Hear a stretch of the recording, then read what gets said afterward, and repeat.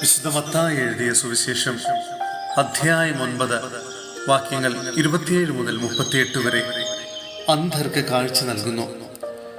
യേശു അവിടെ നിന്ന് കടന്നു പോകുമ്പോൾ രണ്ട് അന്ധന്മാർ, ദാവീദിന്റെ പുത്ര, ഞങ്ങളിൽ കനിയണമേ എന്ന് കരഞ്ഞപേക്ഷിച്ചുകൊണ്ട് അവനെ അനുഗമിച്ചു. അവൻ ഭവനത്തിലെത്തിയപ്പോൾ ആ അന്ധന്മാർ അവന്റെ സമീപം ചെന്നു. യേശു അവരോട് ചോദിച്ചു, എനിക്ക് ഇത് ചെയ്യാൻ കഴിയുമെന്ന് നിങ്ങൾ വിശ്വസിക്കുന്നുവോ? ഉവ്വ് കർത്താവേ എന്ന് അവർ മറുപടി പറഞ്ഞു.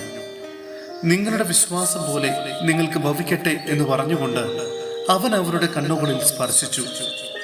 അവരുടെ കണ്ണുകൾ തുറന്നു. ഇത് ആരും അറിയാനിടയാകരുത് എന്ന് യേശു അവരോട് കർശനമായി നിർദ്ദേശിച്ചു. എന്നാൽ അവർ പോയി അവന്റെ കീർത്തി നാടെങ്ങും പരത്തി. ഊമനെ സുഖമാക്കുന്നു. അവർ പോയി കഴിഞ്ഞപ്പോൾ പിശാചുബാധിതനായ ഒരു ഊമനെ ജനങ്ങൾ അവന്റെ അടുക്കൽ കൊണ്ടുവന്നു. അവൻ പിശാചിനെ പുറത്താക്കിയപ്പോൾ ആ ഊമൻ സംസാരിച്ചു. ജനങ്ങൾ അത്ഭുതപ്പെട്ടു പറഞ്ഞു, ഇതുപോലൊരു സംഭവം ഇസ്രായേലിൽ ഒരിക്കലും കണ്ടിട്ടില്ല. എന്നാൽ ഫരിസേയർ പറഞ്ഞു, അവൻ പിശാചുകളുടെ തലവനെ കൊണ്ടാണ് പിശാചുകളെ ബഹിഷ്കരിക്കുന്നത്. വിളവിന്റെ നാഥനോട് പ്രാർത്ഥിക്കുവിൻ. യേശു അവരുടെ സിനഗോഗുകളിൽ പഠിപ്പിച്ചു, രാജ്യത്തിന്റെ സുവിശേഷം പ്രസംഗിച്ചു. എല്ലാ രോഗങ്ങളും വ്യാധികളും സുഖപ്പെടുത്തിയും എല്ലാ നഗരങ്ങളിലും ഗ്രാമങ്ങളിലും ചുറ്റി സഞ്ചരിച്ചു. ജനക്കൂട്ടങ്ങളെ കണ്ടപ്പോൾ യേശുവിനെ അവരുടെ മേൽ അനുകമ്പ തോന്നി. അവർ ഇടയനില്ലാത്ത ആടുകളെ പോലെ പരിഭ്രാന്തരും നിസ്സഹായരുമായിരുന്നു. അവൻ ശിഷ്യന്മാരോട് പറഞ്ഞു, വിളവധികം, വേലക്കാരോ ചുരുക്കം. അതിനാൽ തൻ്റെ വിളഭൂമിയിലേക്ക് വേലക്കാരെ അയക്കാൻ വിളവിന്റെ നാഥനോട് പ്രാർത്ഥിക്കുവിൻ.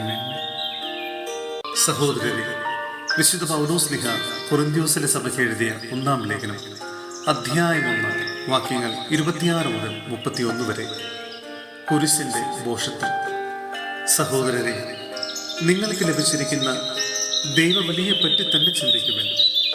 ലൗകിക മാനദണ്ഡം അനുസരിച്ച് നിങ്ങളിൽ ബുദ്ധിമാന്മാർ അധികമില്ല, ശക്തരും കുലീനരും അധികമില്ല. എങ്കിലും വിജ്ഞാനികളെ ലജ്ജിപ്പിക്കാൻ ലോകദൃഷ്ടിയിൽ ഭോഷന്മാരായവരെ ദൈവം തെരഞ്ഞെടുത്തു. ശക്തമായവയെ ലജ്ജിപ്പിക്കാൻ ലോകദൃഷ്ടിയിൽ അശക്തമായവയെ, നിലവിലുള്ളവയെ നശിപ്പിക്കാൻ വേണ്ടി ലോകദൃഷ്ട്യാ നിസ്സാരങ്ങളായവയെയും അവഗണിക്കപ്പെട്ടവയെയും ഇല്ലായ്മയെ തന്നെയും ദൈവം തെരഞ്ഞെടുത്തു.